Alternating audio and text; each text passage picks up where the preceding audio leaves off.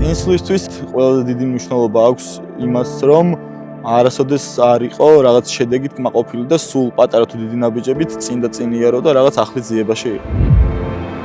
ჩემთვის დიდი პატივი არის, რომ საქართველოს ეროვნული ნაკრების წევრი ვარ და ჩემი მიზანი არის, რომ რაც შეიძლება დიდხანს ვიყო აქ და ამ პროცესით და ამ მოგონებებით ვისიამო.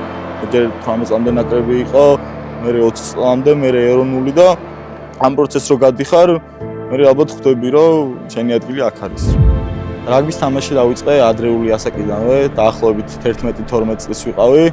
რაგბის თამაშს რაც შეეხება, იმდენად დიდი სიამოვნება არ იყო, იმიტომ რომ მაინც რაგბს არ თამაშობ უფრო ერთობი, ახალ მეგობრებს იძენ. ეგ პროცესი მერე იზრდება უფრო ძლიერ მეგობრობაში და მეგობრობით მიდიხარ მე უფრო ზემო და ასე ვთქვათ, დიდი რაგბისკენ.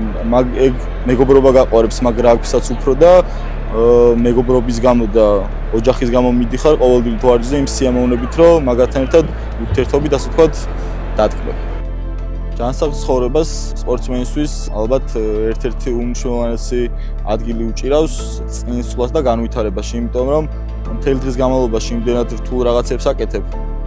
შემდეგ სიტყვაზე ადრე დაძინებაც რო ავიღოთ, შენ თავს ეგ კომფორტი თუ არ შეუქმნები, რასაც აღდგენა ქვია, ძალიან გიჭირს შემდეგ რესურსი გეწურება და ორგანიზმი აღარ მოყვება იმ ყველაფერში, რის გაკეთებაც გინდა, ასე რომ ვიტყოდი რომ ექიმებთან ვიზიტი იქნება აღდგენა, ასე ვთქვათ, თავის დროზე დაძინება გაგვიწება, რეჟიმი უპირველესად სპორტსმენის შემადგენელი ნაწილია. ჯანმრთელობას რაც შეეხება, აუცილებელი არის პერიოდულად ექიმებთან ვიზიტი შემოწმო, რა გჭირს, რა გჭირდება ორგანიზმი, რას გთხოვს, ამ ყველაფერს ექიმები გეუბნებიან და შენ ვალდებული ხარ, რომ ეს ყველაფერი შემდეგ ამ ყველაფერს რეალიზება გაუკეთოთ. ჩემთვის მნიშვნელოვანი არის, რომ მივიდე ისეთ ექიმთან, რომელსაც ვენდობი და ვიცი, რომ სწორ დიაგნოზს დამისვით. რაგბი ჩვენი თამაშია, ჯანსაღი ცხოვრება ჩვენი წესია და ყველას ვსურვებდი და ვურჩევ, რომ ჯანმრთელობას მიაქციან ყურადღება ცხოვრების ნებისმიერ ეტაპზე, რადგან ნებისმიერ ასაკში ჯანმრთელობა ყოველად მნიშვნელოვანია.